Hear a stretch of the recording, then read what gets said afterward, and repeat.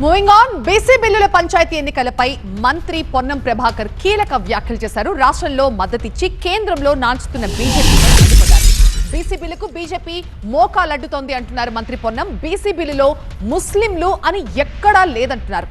BC బిల్లులను కిషన్ రెడ్డి మరొకసారి పరిశీలించాలని కోరారు. చదువు రాకపోతే పక్కనున్న వారితో చదివించుకోవాలి అన్నారు. స్థానిక సంస్థల ఎన్నికలు నిర్వహించేందుకు ప్రభుత్వం సిద్ధంగా ఉందన్న పొన్నం, ఎన్నికలు జరగకపోయినా నిధులు రాకున్నా బీజేపీదే బాధ్యత అంటున్నారు.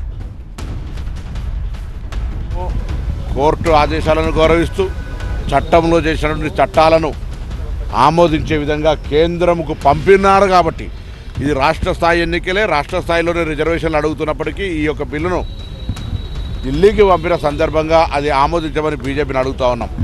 కాబట్టి ఈ రాష్ట్రంలో ఎన్నికలు జరిగినా నిధులు రాకపోయినా ఈ వ్యవస్థలో ఏదానికైనా భారతీయ జనతా పార్టీ బాధ్యత వహించాలి. రాష్ట్ర ప్రభుత్వంగా కేబినెట్ నిర్ణయము, ప్రామాణికమైనటువంటి సర్వేలు అంతా కూడా క్రమబద్ధకరణ చట్టాల పరంగా అసెంబ్లీ చర్చ చేసి బీజేపీ కూడా దీనికి బిల్లుకి ఏకగ్రీవంగా పాస్ ఇచ్చిన తర్వాత దీని మీద ఇప్పుడు అక్కడ రాజకీయం చేస్తూ ఉన్నారు.